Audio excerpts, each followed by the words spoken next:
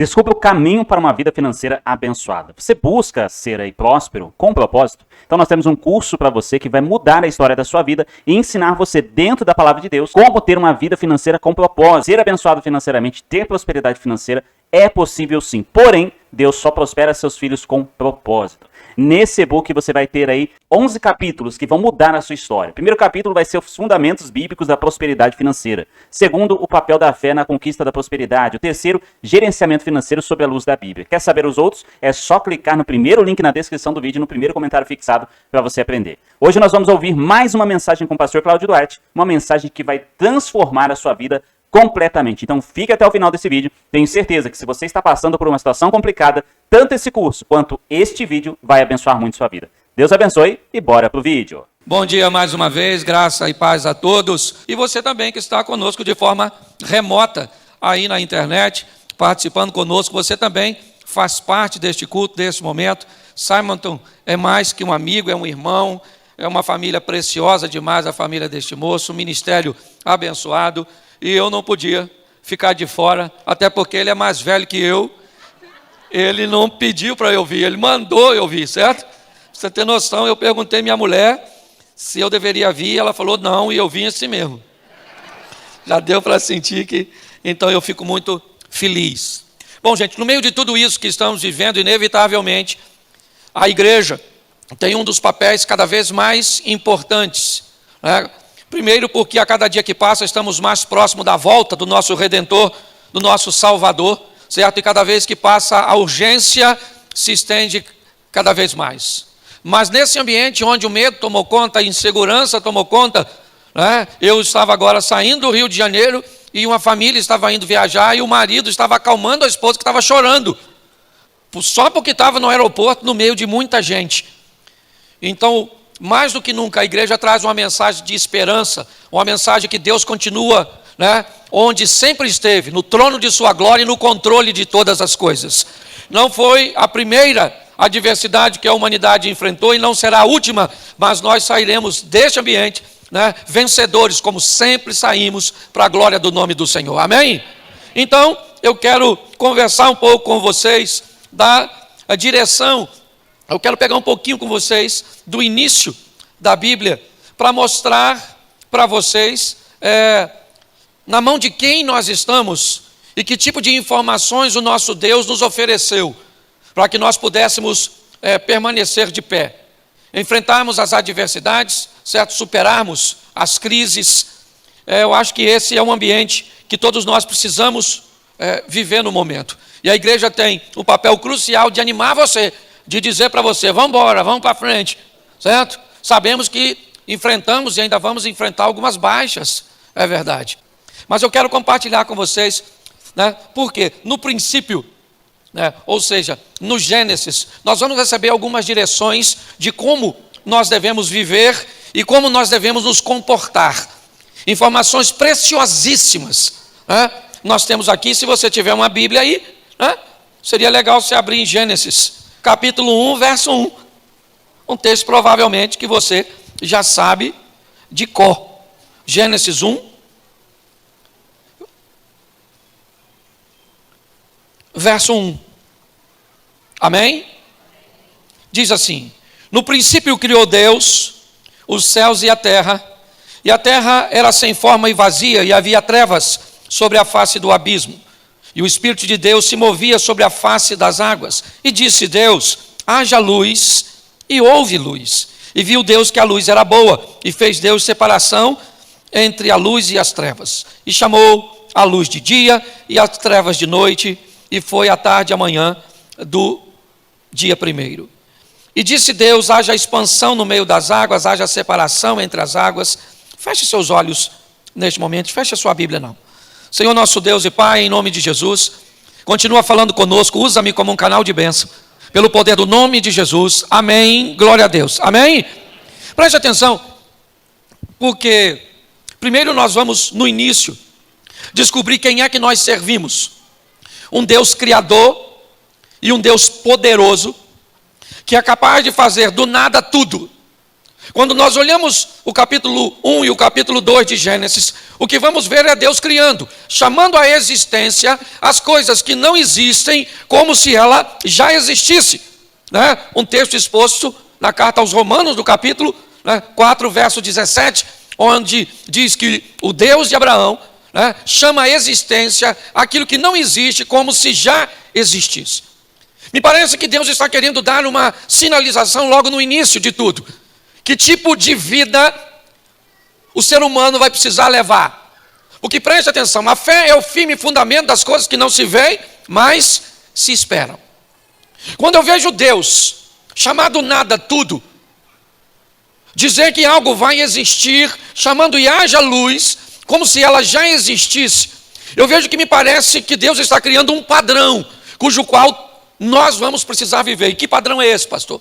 A fé.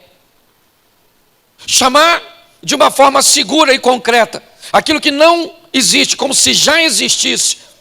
Na verdade, nós estamos recebendo uma informação de que apesar das coisas não estarem como nós esperávamos que estivesse, que as coisas muitas vezes que estão ao nosso redor não estão como nós ou gostaríamos que fosse, nós temos a garantia de que pela fé, nós vamos alcançar a vitória. Pela fé as coisas vão mudar, as coisas vão acontecer, a vitória vai chegar. Eu não sei como é que está a sua família, como é que estão os seus negócios, como é que estão suas emoções. Eu só sei de uma coisa: falar que está ruim não vai melhorar nada. Chama a existência aquilo que não existe como se já existisse. É assim que funciona, é assim que a Bíblia, né? E o mais interessante é que Hebreu diz assim: o justo viverá da... Então fé não é uma coisa para você ter lá uma vez ou outra. Você tem que ter um estilo de vida de fé. Você está entendendo? Que o tempo inteiro você tem que chamar a existência aquilo que não existe, como se já existisse. Seu casamento está bom?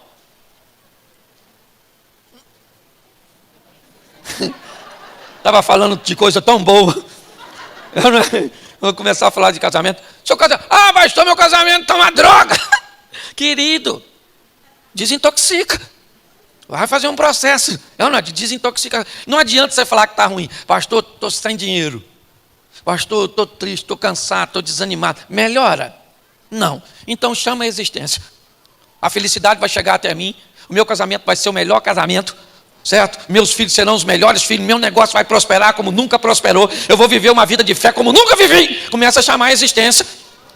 Chamar para a sua vida. Certo? Aquilo que, pastor, estou mentindo. Não, você está chamando a existência.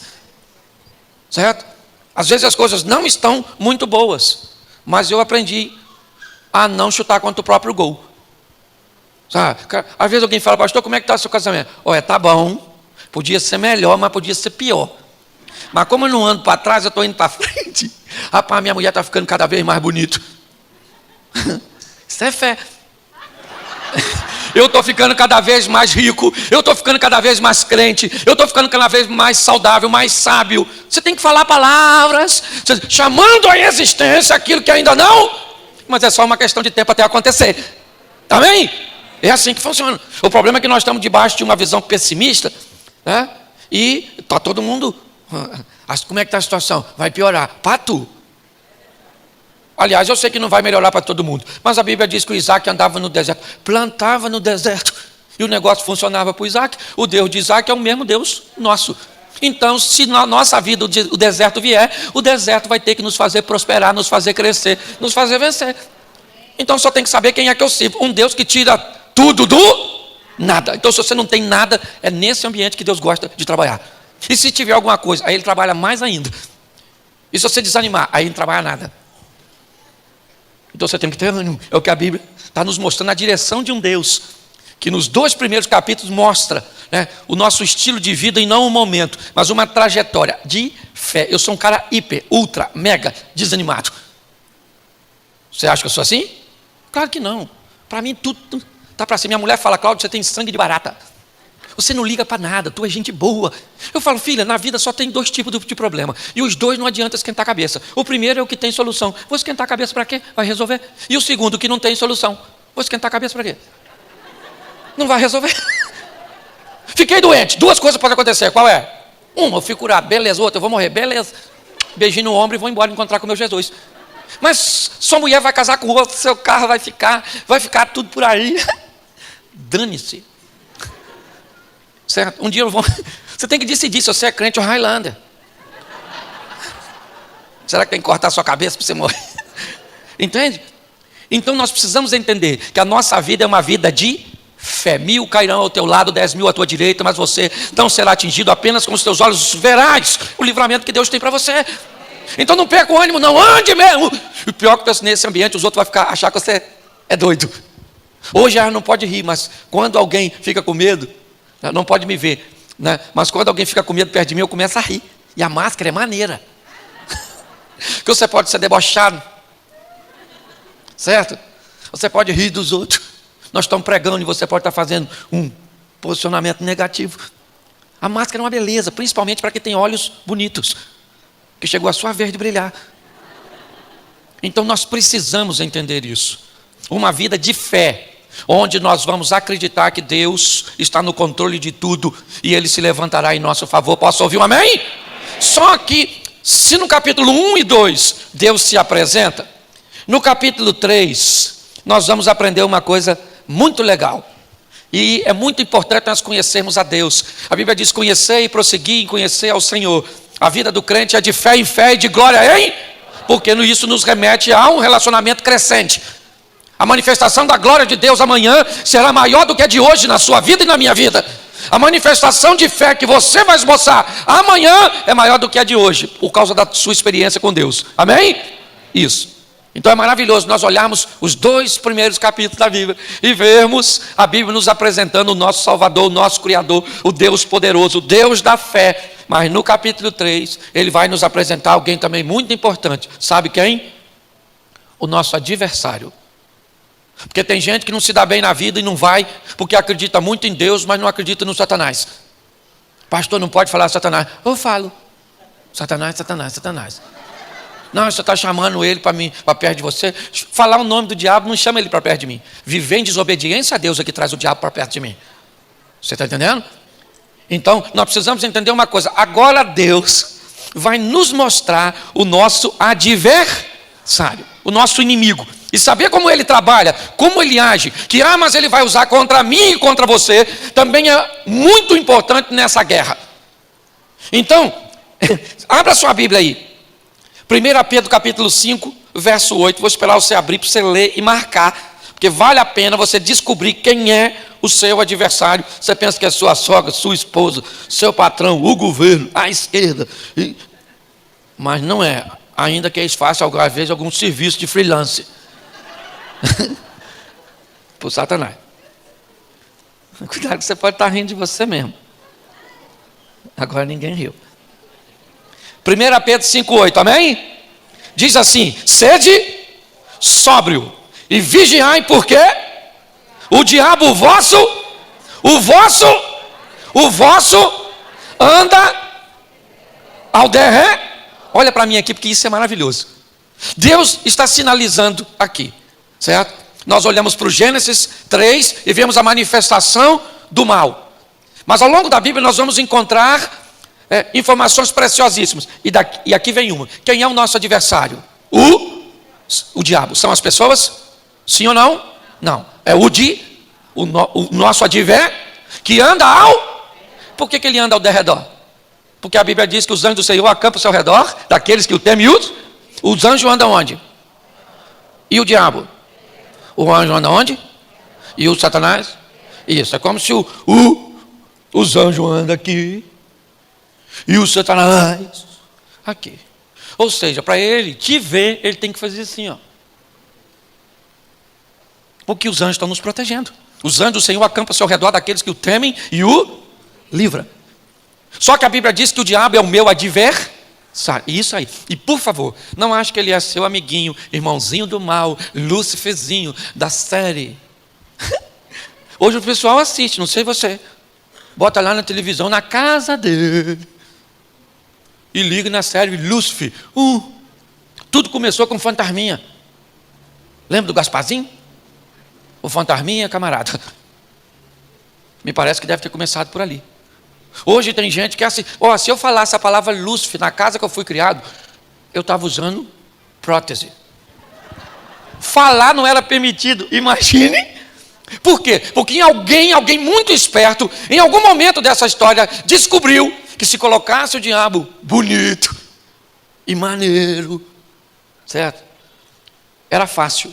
As pessoas iriam ter uma receptividade. Preste atenção, se ele é bonito ou feio, isso não é o que está em questão. O que a Bíblia está dizendo é que ele veio roubar, matar e destruir. E ele é o nosso adversário. Então não vem com essa historinha de irmãozinho do mal, de gente boa, não mexe com ele, não mexe comigo. A Bíblia está dizendo que o diabo é o meu e o seu adversário, quer destruir a sua vida com Deus, quer destruir o seu casamento, quer destruir os seus negócios, quer destruir tudo que é seu. Então não dá mole para ele. Por isso que a Bíblia diz, vigiai, sede sóbrios, porque o diabo, o vosso adversário, anda em derredor, buscando uma brecha para entrar na minha e na sua vida. Agora deixa eu falar uma coisa para você que talvez possa chocar algumas pessoas, mas eu preciso falar, aliás, nem falar só, eu preciso mostrar a você na Bíblia. Abra sua Bíblia, Atos dos Apóstolos, capítulo 13, verso 10, o apóstolo Paulo está falando de um homem chamado Elimas. Atos dos Apóstolos 13, 10. Amém? Amém? Amém. Disse, o que ele disse? O que ele disse? Ó filho do, cheio de todo, engano de toda, inimigo de toda. Ele está falando de quem? Do diabo. Sim ou não? Na vida de um cara chamado Elimas, eu descobri uma coisa: o diabo tem filho. E ele às vezes a gente vai falar alguma coisa, tem gente que se ofende, mas tem gente que é filho do diabo, sim ou não? Sim. Quando replica o que ele faz, quando replica seus valores, suas ideologias. É assim que funciona. Nós vamos que entender que nem... olha só, todas as vezes que uma pessoa se aproxima de você, antes de se preocupar com quem ela é, descubra quem foi que enviou. Sua vida é preciosa demais para que você permita com que qualquer tipo de pessoas, certo, faça parte da sua intimidade. Um dos grandes benefícios de tudo aquilo que nós estamos vendo hoje também é um certo distanciamento, porque inevitavelmente nós não sentimos mais seguros perto de todas as pessoas. Isso nos arremeteu de volta para a nossa casa, para a nossa família, e é muito importante que nós venhamos entender que o diabo também tem filho.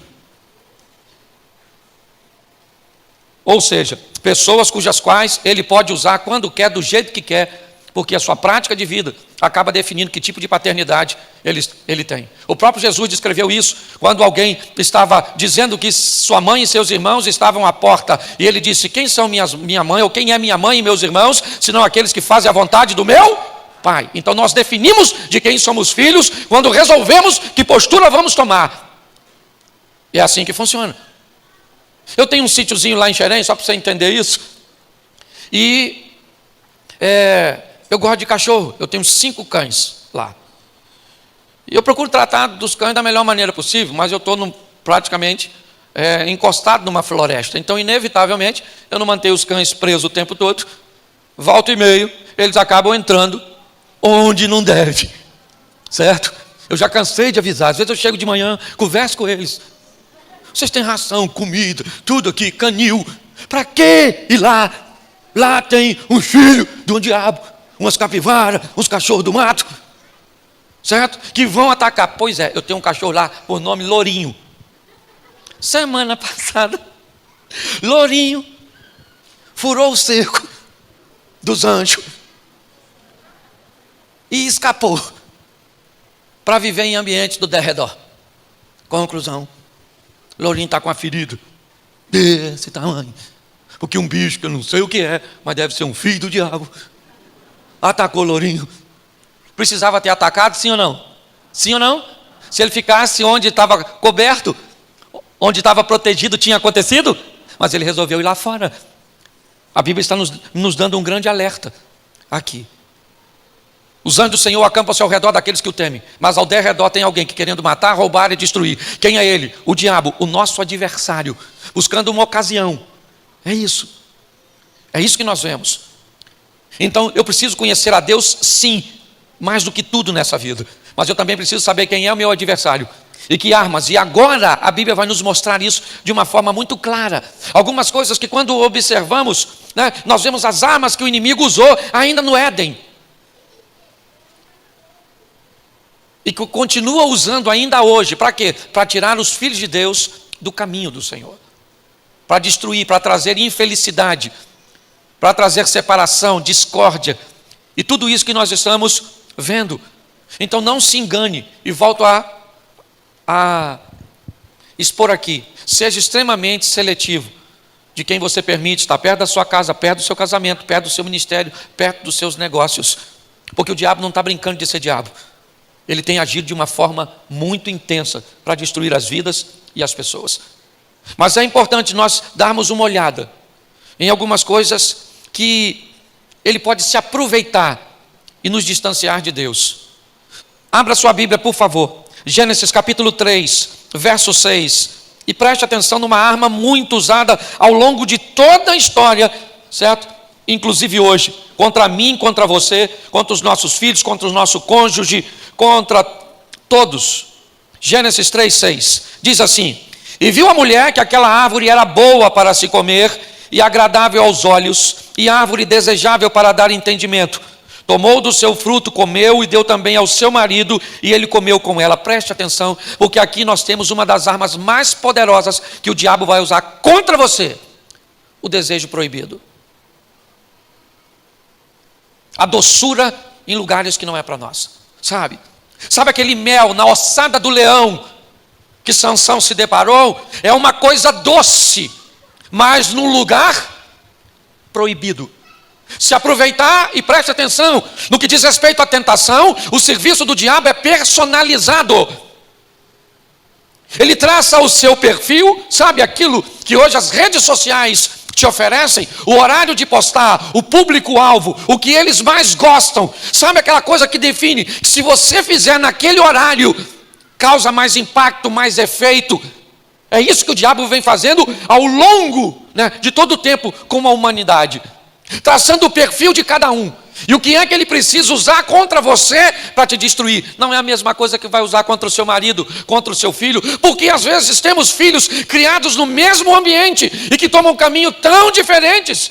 Às vezes nós ficamos confusos e muitas vezes até no sentido culpados. Porque um filho deu certo ou 3 deu certo e um deu errado. Se eu criei os 3 no mesmo modelo, porque com certeza as armas que o diabo usou foram armas diferentes.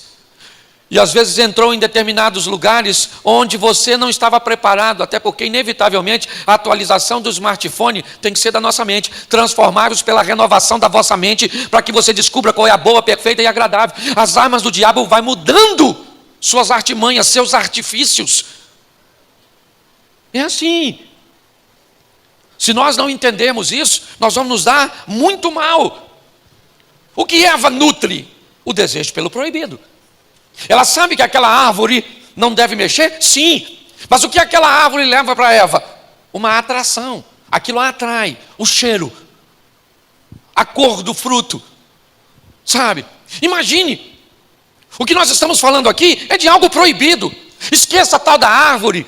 Esqueça a tal da maçã. Aquela historinha. Esqueça. Pegue apenas a mensagem. Qual é a árvore que o inimigo está tentando usar contra você para afastar você da obediência do seu Deus?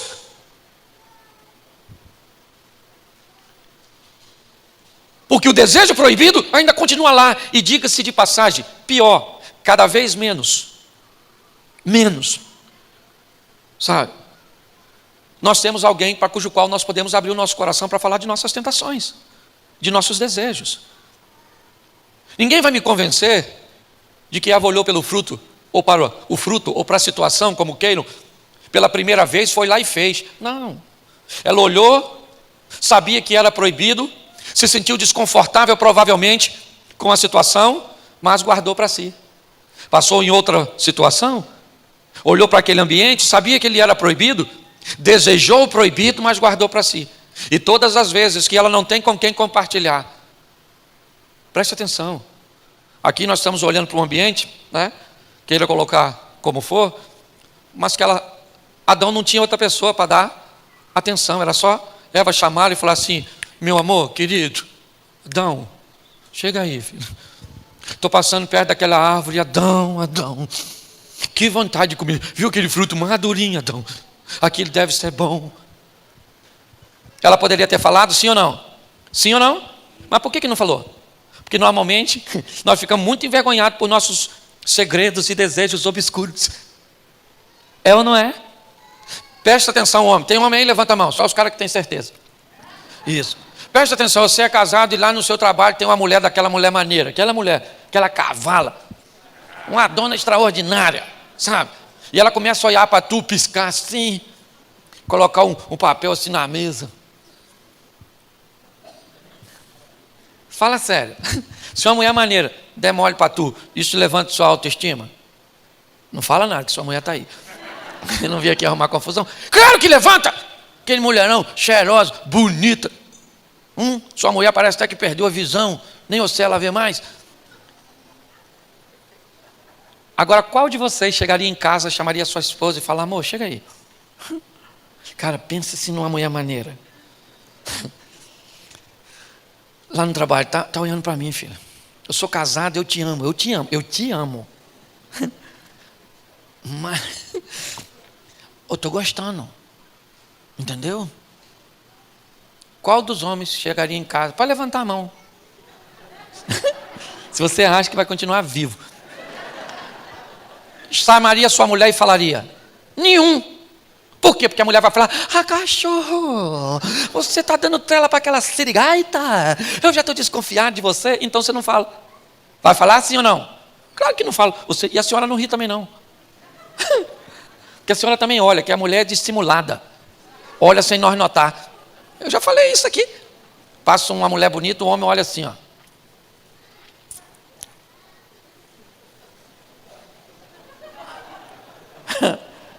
Caraca, irmão. Deus foi bom para alguém, hein? Tem mulher que até belisca o marido porque esquece que está do lado da esposa. Você pode vir com a sua esposa, vem um homem bonito de lá, ela está de mão dada com você, ela vai olhar para ele, vai comparar ele com você, vai reprovar você, e você vai nem notar. Dificilmente você vai ver um homem passar e uma mulher fazer assim, ó. Porque ela já viu tudo que... Você está rindo? Mas o assunto é muito sério. Então, desejo, certo? Proibido, todo mundo tem. Todo mundo tem. Levanta a mão quem não tem. Agora eu vou fazer uma pesquisa de campo. Quem não tem, fora as crianças, que não sabem o que eu estou falando, tem assim uns desejos obscuros, uns troços que você fica assim: pastor, vai que Deus revela, vai dar uma confusão aqui nesse culto da manhã. Todo mundo tem, meu irmão. Não vem com essa conversinha não. Está brotando asinha aí nas suas costas. O segredo não é o que você sente, sim o que você faz com aquilo que sente. Aprenda a controlar suas emoções. Saber que o proibido não é lugar para você. E pior, são aqueles que vão para o proibido e depois ainda não se arrependem. Não. Você quer ver? Um camarada do proibido, o Davi, olhou para Batseba tomando banho. Caraca, mano. Mandou um: vai lá e vê quem ela é. É casada. Casada, irmão. Casada, adultério, né? O Moisés escreveu: não adulterarás. Mas se ela tiver viúva, só que eu vou pegar primeiro e matar o marido depois. Era proibido, sim ou não? Sim ou não? Sim. Porque qualquer um, até quem tem um coração segundo o Senhor, tem que enfrentar suas mazelas. E o diabo vai: o que é o seu proibido, pastor? É uma pornografia. Pastor, não é não. É a fofoca, pastor. Vida alheia. Eu nasci para ser repórter. Como não caminhei por ramo, presto serviço social. Exposição da vida alheia. Sim. Dá uma olhada. Qual é o seu proibido? Descubra o que é a sua árvorezinha. Porque todo mundo tem. A árvorezinha da Eva e do Adão. Não fica me olhando com essa cara de dissimulado, não. Que eu sei que você tem. E se olhar para mim com um cara que não tem, eu vou pedir a Deus agora para me dizer o que é. E eu vou falar para você. Certo? Então entenda bem, desejo pelo proibido. O Acã teve desejo pelo proibido. O Davi teve desejo pelo proibido. Então, você acha que o José não estava afim da mulher do Potifar?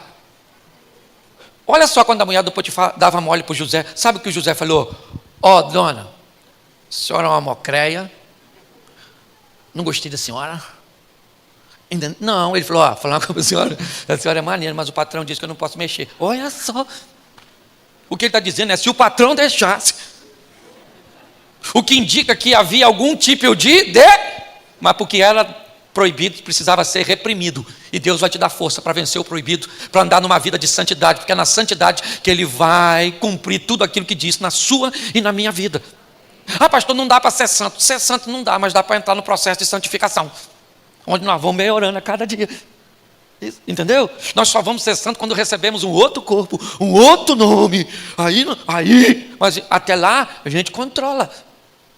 Então cuidado com o seu proibido. Descubra qual é a árvore que o inimigo vai usar para atrair você primeiro para perto, depois com nível de atenção, até então você fazer uma abordagem e cair num ambiente de desobediência. Então Deus está dizendo, vocês vão viver pela fé, aquilo que ainda não existe ou está diante dos seus olhos, mas está no seu coração e você vai falar a respeito disso. Mas descubra, se é que esse é o padrão de vida, o justo viverá da fé, mas há um contraponto nisso, um adversário que vai lutar para que isso não aconteça e você não vença. E o que ele vai usar? Seus filhos, como eu mostrei a você. O que ele vai mostrar? Que por mais bonito que ele se apresente, seu propósito é roubar, matar e destruir. E a primeira arma que ele vai fazer para nos atrair é o desejo proibido. É aquilo que é bom, mas não é para nós. Está no local, certo? Proibido, como Sansão caiu naquele mel, naquela doçura, certo? No meio de uma ossada. Segundo, aí se você está com a sua Bíblia aberta, é só mudar um versículo, Gênesis 3, 7. Então foram abertos os olhos de ambos e conheceram que estavam nus e coseram folhas de figueira e fizeram para si aventais. Olha para mim agora, porque um dos segundos artifícios do inimigo é fazer com que você busque em você mesmo a solução para aquilo que você está enfrentando. O texto está dizendo que após eles terem desobedecido, após eles terem se apropriado daquilo que não devia, ter cedido o apelo do proibido, eles agora têm um nível de sentimento e eles querem resolver isso. Muitas coisas que nós fazemos de errado, nós podemos corrigir. Nós gastamos mais do que ganhamos. Basta fechar a porta dos gastos durante um período e traçar um plano econômico que já já nós vamos sair da dívida. Nós criamos um ambiente conjugal extremamente ruim, tóxico, desagradável. Então eu posso corrigir a minha postura com carinho, com amor, com respeito, com um pedido de perdão seguido de reposicionamento. E eu então posso consertar meu casamento. Tem coisas que eu posso corrigir por mim mesmo. Mas o que a Bíblia está dizendo é que apesar disso ser possível em muitas áreas, tem uma que nós não vamos conseguir corrigir: o pecado. Nós não temos como coser ou criar um ambiente, criando, por exemplo, o que muitos acham que funciona, que é uma lei de compensação. Eu fiz isso aqui de errado, mas eu dou 50 cestas básicas para uma casa, um abrigo. Eu cometi esse erro, mas eu vou compensar aqui com um serviço na igreja, com uma atividade. Não, querido. Quando o assunto é pecado, nós não conseguimos resolver este problema e precisamos de alguém para resolver. E esse alguém é Jesus. Só Ele pode pagar o preço para resgatar a minha e a sua vida. O inimigo vai convencer muitas pessoas. Não, eu não vou entregar o dízimo na igreja, porque eu não concordo. Eu vou pegar e dividir meu dízimo com algumas instituições filantrópicas que cuidam de pessoas. É assim? É desse jeito que você quer fazer as coisas? É como Davi: eu quero levar a arca para Jerusalém, tá certo? E o que eu vou fazer? Um carro novo, onde ninguém nunca andou, uma festa belíssima, bois que ninguém nunca usou, sacerdotes ali para tomar conta do caminho que a arca vai fazer. O que esse cara estava querendo fazer? O certo, do jeito dele. Estava lá escrito e determinado. As argolas estavam na lateral da arca, porque ela era para ser conduzida no ombro dos sacerdotes. O cara está tentando fazer a coisa certa, porém da forma errada. Muitas pessoas acabam se atrapalhando e a Bíblia está sinalizando: cuidado, porque isso pode gerar para você grandes prejuízos. Está lá a morte do indivíduo, a arca vai para a casa de Obed-Edom e toda aquela história. Por quê? Porque alguém quer fazer as coisas do jeito dele. Com Deus, ou é do jeito dele, ou não é. Com Deus, ou é 8 ou 80. Ou você serve ou não serve. Ou é frio ou é quente. É assim que funciona. E nós precisamos ter maturidade para entender isso. E esse é um dos inimigos. Vamos lá? Vamos resolver do nosso próprio jeito? Judas Iscariotes e Pedro. Os dois, de certa forma, traíram Jesus, sim ou não? Sim ou não? Sim. Por que vamos culpar mais Judas do que Pedro? Não. Mas na hora de consertar as coisas, de tentar resolver as coisas, aí é que a diferença foi estabelecida. Judas tentou resolver por si próprio, tirou a própria vida. Pedro se arrepende. E Jesus disse: então apacenta as minhas ovelhas. É assim que funciona. Não tente, cuidado que o inimigo vai tentar convencer você. Em muitas situações, cuidado com isso. Porque muitas pessoas têm se dado muito mal com essas questões. Verso de número 10, ainda de Gênesis 3. E ele disse: ouvi a voz soar no jardim e temi, porque estava nu e escondi-me. Preste atenção. Olha só. Nós temos aqui uma das armas mais poderosas que o diabo usa contra mim e contra você, contra nós: o medo.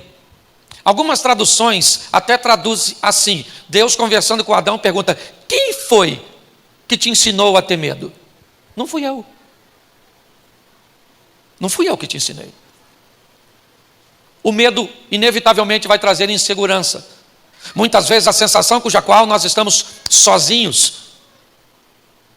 Quando nós olhamos para isso, nós vemos que essa é uma arma. O desejo proibido é uma arma, certo? A tentativa de resolver por si só é uma arma. Mas o medo é uma arma extremamente poderosa, usada pelo diabo. Diga-se de passagem, hoje, não sei a realidade daqui, mas de onde eu venho e pastoreio e de alguns amigos, as pessoas não têm medo de ir nos shoppings, não têm medo de ir nas praças, de irem à praia, não tem medo de nada disso. Mas parece que o Covid se converteu. Parece que ele está só na igreja. Tem gente que posta a foto em tudo quanto é canto e sem máscara. Vamos na igreja? Não, na igreja não vou não, menino. Está muito perigoso. É uma arma que o diabo tem usado. Aí hoje as pessoas têm medo de casar. Ah, pastor, eu não vou casar porque eu não sei se vai dar certo. Você acha que eu tinha certeza que dava? Até hoje não tem. Esse mês, dia 11, fiz 29 anos de casado. Nem pensei que minha mulher ia viver tanto. Com a saúde irritante, irmão. O Covid pegou ela, quase que morreu. O Covid? Minha mulher nem sintoma teve. Eu quase morri umas 3 vezes. Ah, você quer ter filho? Eu não, casar eu vou, mas ter filho não vou. Por quê? Porque é muito perigoso. Ele não sabe o que vai ser. Hoje as pessoas estão com medo. Tem gente que está com medo até de estudar e de não conseguir um bom emprego. Então ele já não estuda para não decepcionar. Por que não conseguiu? Porque não estudei. Então para com esse negócio. Quando Deus chegou, o que o Adão deveria falar? Estamos aí na área. Não como antes, mas estamos aqui. Ele se escondeu. E assim, muitas coisas nós não resolvemos porque o diabo faz com que nós venhamos temer. Ter medo de falar a verdade, ter medo de ser fiel financeiramente, ter medo de casar, medo de fazer isso, medo de investir, medo, é o medo tomando conta. Aqui ele é introduzido e o diabo vai se aproveitar dele, vai se aproveitar. Vocês sabem, a grande maioria já está acostumado a me ouvir. Eu tenho medo de avião. Medo de avião, medo. Ontem ainda estava assistindo 2 filmes que o avião caía. E aí eu ia pegar o voo hoje de manhã. O que você acha que eu pensei? É um sinal que o avião que eu vou botar vai cair. Uma vez eu paguei uma passagem para Israel, de primeira classe, classe executiva. Quase 40 dias antes da viagem, me deu uma crise de pânico. Eu desmarquei, não fui. Olha só, medo, querendo paralisar. E o que é que eu faço com medo? Eu controlo, porque Deus precisa de um avião para me matar. Eu posso cair estatalhado aqui agora. Não escuta não. Vai que Deus escuta e eu caio. Deixa eu te dizer uma coisa.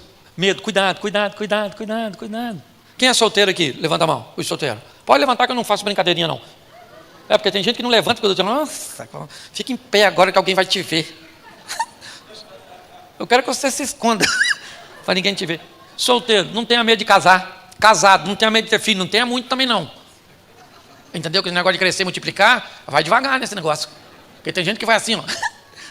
Certo? Tem menina que engravida à toa. Então vai devagar. Mas não tenha medo não. Não tenha medo de estudar, não tenha medo de ser fiel, não tenha medo de arriscar. A vida é perigosa, gente. Perigosa! Entende? E isso é que é maneiro. Indiana Jones. Sim ou não? Sim, gente. Eu brinco sempre com isso. Tem gente que entra no meu gabinete para contar a sua história. Parece uma saga. Está contando.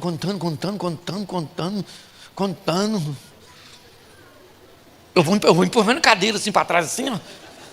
Nossa. Já tem outros que é um drama. Eu choro. Eu tenho lenço lá, não. Já tem outros que é um filme de terror. Saio do gabinete e vou dormir com luz acesa. Já tem outros que é ficção científica. Aquelas pessoas que vivem no mundo da lua, num estudo, quer trabalhar na NASA. Os caras engraçados, rapaz. Você está rindo? Já tem outros que a vida é um romance. Tudo, apaixonado por todo mundo. Sofre. Eu amo a todos. Eu acho maravilhoso. Me lembro, o vento levou. Mas tem uma turma da aventura. Pastor, caraca, quase morri 3 vezes essa semana. O carro bateu. E saí para jantar com a mulher, nós brigamos. Caramba, e chegou em casa, aí eu pedi perdão, fizemos as pazes, tivemos uma noite maravilhosa. E no dia seguinte os problemas começaram de novo. E aí entrou um raio na antena, queimou até a máquina de lavar. E aí a gente vai. E eu falo, caraca, que vida maneira, maluco. Que maneira a sua vida. Uma aventura, não tenha medo não, meu filho. Está com medo de viver, morre. Passa a mão nas coisas, assim, enfia na boca, assim, no ouvido, assim, ó, e nem vai no médico. Tá fácil de morrer hoje em dia.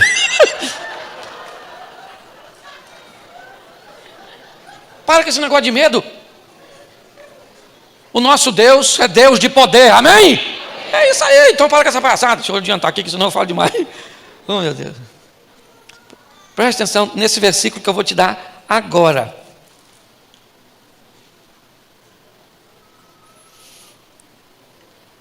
Gênesis 13, 12. Esse é muito maneiro. 13, 12. Amém? Então disse Adão. O que Adão falou? A mulher que o Senhor me deste por Gênesis 3. Aí eu falei o quê? Desculpa. Gênesis 3. Verso 12. Então disse, o que ele falou? Só até aí. O que o homem falou? Fala de novo. O que ele falou de novo? Deus chegou e falou assim, Adão, irmão, vem aqui para a resenha. Falou uma coisa para tu, irmão. Você vacilou. Ele falou, eu? A mulher que o Senhor me deu, botou a culpa em Deus e na mulher. Terceiro inimigo que o diabo, ou quarto inimigo que o diabo vai usar contra a sua vida, a omissão de suas responsabilidades. Porque tem gente que não é culpado de nada, ele só é vítima. Só vítima. Pastor, meu casamento acabou, meu marido é uma praga, uma peste, um troço ruim, a mãe dele é terrorista, os filhos que nasceu, nem sei o que é. E você? Não, eu não sei, pastor, você sabe, eu acho que eu não sou desse mundo. Sou uma pessoa educada. Eu aprendi uma coisa, aconselhando gente. Se você ouvir só a versão do lobo, do Chapeuzinho Vermelho, o lobo sempre vai ser mau. Se tem uma coisa que você tem que ter, é responsabilidade com aquilo que você fez. Presta atenção. Eu estava querendo comprar um carro, sabe? Aí vim num leilão, um carro. Estava mais ou menos aí, uns 30% mais barato, mas era um leilão de carro recuperado, mas por falta de pagamento. E esses carros vão a leilão. Fiquei maravilhado com ele. Olhei o carro e falei, esse. Fui lá e dei o lance. Não consegui comprar. Feliz. Fiquei. Fui pregar na Bahia, umas 2 semanas depois. E estava lá olhando o mesmo leilão, quando de repente me deparei com um carro que eu tinha comprado há 2 semanas atrás, de novo vendendo. Eu só conheci por causa da foto, porque não tem placa, mas tinha uns negócios lá dentro. E eu falei, fraude, caí num golpe. Liguei para Paulão, passou lá no Rio, e expliquei, ele falou, peraí que eu vou ligar para um sobrinho meu que é leiloeiro. Me manda aí o nome do leiloeiro, do leilão. Aí ele me liga depois, Cláudio, perdeu porque é uma fraude. Gente. Liguei para o meu gerente. Falei com ele, rapaz, sabe o que nós fizemos? Ih, pastor, perdeu. Porque esse estelionatário, assim que coloca o dinheiro lá, ele saca. Mas vai para a delegacia fazer uma ocorrência. Cheguei lá, conversando com o detetive falou assim, aí, Cláudio, perdeu. Porque eu nunca vi isso. Você não vai reaver esse dinheiro de volta. Já era. Aí fui orar, né, gente? Porque a gente é igualzinho os discípulos. Lá vem a tempestade, joga as coisas fora. E cadê? Vai afundar. Jesus. Ao invés de chamar ele primeiro, a gente chama por último. Aí eu fui lá e falei, Senhor, eu vou fazer uma oração aqui para o Senhor. Mas só para a gente conversar já assim. Se for para falar perdeu, nem precisa responder, que eu vou entender que o silêncio, na verdade, é a tradução do perdeu. E falei com ele, falei, Senhor, ó, meu dinheirinho é suado, eu não estava com ganância, o carro nem tão barato estava assim, era o modelo que eu queria. Agora devolve não, me dá. Aí o dinheiro aí, poxa. Eu liguei de novo para o gerente, que eu já estava desesperado. O gerente falou, Cláudio, ora, porque se o cara não tirou o dinheiro de lá, o banco tem como entrar com um processo para você reaver o dinheiro. Aí, meu filho, foi ele falar e eu... Que é assim, é só apertar a situação que a gente sabe o endereço. É ou não é verdade? Apertou, a gente sabe o endereço. Com o telefone na mão, já fui desabando e falando com o criador de Gênesis 1. Chama a existência. Eu falei, eu vou olhar para a conta e quero ver aquele dinheiro de novo lá. No dia seguinte, o cara me ligou e falou, Cláudio, você é um homem de fé. O dinheiro está bloqueado, daqui um dia vai ser transferido, mas eu vou... Quem foi o jumento que comprou o carro? Pode falar. Eu vim preparado nessa manhã. Sou eu. Eu mostrei para meu filho falou assim, ô pai, tá na cara que isso é falso. Eu falei, meu filho, eu não perguntei nada a você, que eu já estou sofrendo. Perguntei nada. Quem foi o culpado? Eu. Quando eu fui orar, eu falei, Senhor, eu sou o que foi eu comprei. O Satanás está em derredor. Nem eu fui lá e nem ele veio aqui. A jumentalidade foi minha. Entendeu? Eu fui o burro. Não vou dar esse crédito para o inimigo. Fui eu. Então vamos resolver eu e o senhor, não vou falar de nada. Agora tem gente que não. Por que sua firma está assim? O governo. A crise, a China, tu já foi lá? Por que seu casamento está assim? Pastor, desgastou. Por que... assume a responsabilidade. Fala, eu pequei mesmo, vacilei, fiz, desanimei. Não coloca a culpa não. Você quer ver? Pastor, o senhor fala isso porque o senhor não sabe. Olha só, hoje tem pessoas que têm uma vida tão fácil. O pai pode dar um carro para ele. Pastor, se eu quiser um carro, eu tenho que trabalhar igual um burro para comprar. Você sabe por que isso acontece? Sabe por quê? Porque o pai ou o avô desse camarada, que hoje pode dar um carro para o filho, fez o que o seu avô e o seu pai talvez não fizeram. E construiu-se uma história. Deus não tem culpa. Para de botar a culpa nos outros, porque o diabo vai usar isso contra você. Você não é culpada de nada. A senhora fala. O marido quer largar a senhora, o diabo está furioso. A senhora não cuida dessa carcaça da senhora, parece um bicho. O marido não procura a senhora, também a senhora não se perde. Escute só. Entendeu? Ah, você queria que sua mulher fosse uma princesa, e tu lá é príncipe? É ou não é? Então, nossas responsabilidades, não se omita delas. O diabo vai usar isso contra você. E a última que eu quero usar para sinalizar aqui para vocês, já no capítulo 4, a inveja, a régua dos outros para medir você. Vou contar as coisas que eu conto aqui, assim, que fica só entre eu e vocês. Menino, esse dia estou eu, na internet, tanta coisa para olhar, sabe o que eu estava olhando? Os seguidores dos outros. Quantos tinha? Qual eram as visualizações na foto dos outros, para comparar com a minha. E os comentários. Menino. Falei, nossa. Tem gente com mais. Meu Deus. Não use a régua dos outros. O diabo vai fazer isso. Fazer você ficar olhando para a vida dos outros para medir pela régua dos outros a sua. Sempre vai ter gente com mais dinheiro que tu, com a vida melhor que a tua. E louvado seja Deus, porque isso te inspira a melhorar. Mas sempre vai ter gente com a vida pior que a sua, que te ensina que você está indo no caminho certo e você tem que melhorar. E sabe o que me deixa mais triste? Porque olha só, o Caim levou a oferta. O texto até diz, depois você lê que eu não sou obrigado a ler tudo. Eu estou quase acabando. O Caim chegou lá e botou a ofertinha dele, sim ou não? Aí o Abel, porque o Caim era mais velho. Aí o Abel foi lá e botou a ofertinha dele. Ficou esperando para ver qual das duas, e provavelmente, né, a aceitação vinha com fogo. De repente os dois estão olhando. E a oferta de quem pegou fogo? De quem? A do Abel, começou a pegar fogo. Quem foi que tacou fogo naquele negócio? Quem foi que tacou fogo? Quem foi que tacou fogo? Então o Caim tinha que resolver o problema com quem? Mas ele ficou com raiva do Abel. Enquanto nós ficamos olhando para a vida dos outros, poderíamos canalizar tal atenção e esforços para fazer as coisas acontecerem na nossa. Entendeu? O diabo usa tudo isso.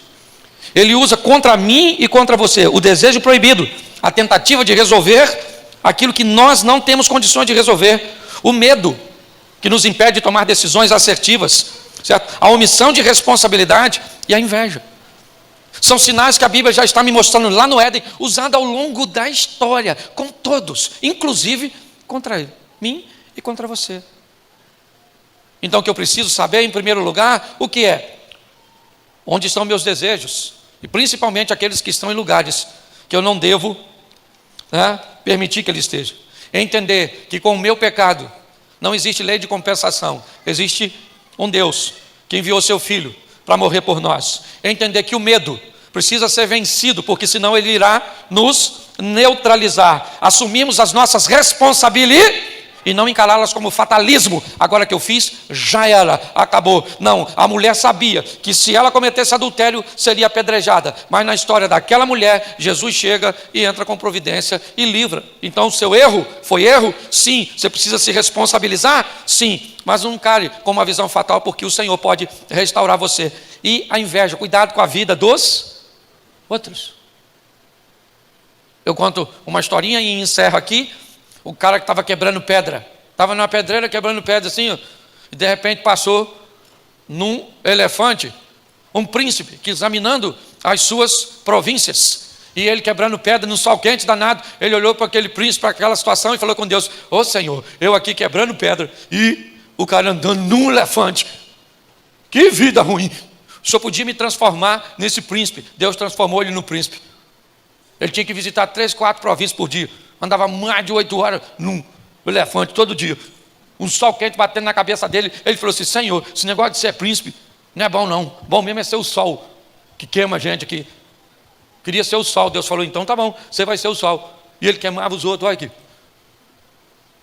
Até que um dia entrou umas nuvens e ele queria passar, as nuvens estavam na frente. Ele falou: Senhor, eu achei que o sol era bom, mas bom mesmo é nuvem, que atrapalha o sol. Queria ser nuvem. Deus falou: então toma, vai ser nuvem. E aí o vento começou a bater nele, carregava ele para lá, carregava ele para cá, carregava ele para cá. Ele falou: Senhor, esse negócio de ser nuvem, a gente não fica quieto. Esse tal de vento empurra a gente para lá, para cá, eu vou até para onde eu não quero. Queria ser vento mesmo. Vento, agora é vento, tenho certeza. Deus falou: então beleza. Transformou ele em vento, até que ele bateu numa pedreira, soprava, e a pedreira estava bem tranquila. Aí ele falou: Senhor, Estou até com vergonha, mas o bom mesmo é ser pedreira. Porque ninguém faz nada com ela. O vento tenta empurrar e ela fica quietinha. Deixa eu ser pedreira. Deus falou, então toma. Ele está lá, pedreiro, bonitão. Até que ele escutou um barulhinho assim, fininho. E lá embaixo tinha um cara quebrando pedra. Uma dorzinha. Ele falou, Senhor, esse negócio de ser pedreiro não está com nada não. Eu queria mesmo ser esse cara que quebra pedra. E Deus falou, mas esse era você no começo dessa história. Preste atenção, você não está no lugar errado. Provavelmente você está agindo da maneira errada no lugar certo. Esse é o grande desafio de todos nós. Quando nós olhamos para isso, o que vemos? Um Deus que lá no Apocalipse nos promete algo que acabou de fazer com Adão. Porque ele expulsa Adão do paraíso, coloca uma espada para que ele não coma mais da árvore da vida. Mas lá no Apocalipse, na carta à igreja de Éfeso, ele diz, ao que vencer, dar-lhe-ei de comer da árvore da vida, que está no meio do paraíso de Deus. Nós servimos um Deus, que além de ser o Todo-Poderoso, é misericordioso e bom, que nós precisamos como igreja. E é por isso que nós vamos passar e a igreja vai ficar. Por quê? Porque ela trabalha com fé, com a palavra de Deus, acreditando que o melhor da igreja ainda está por vir.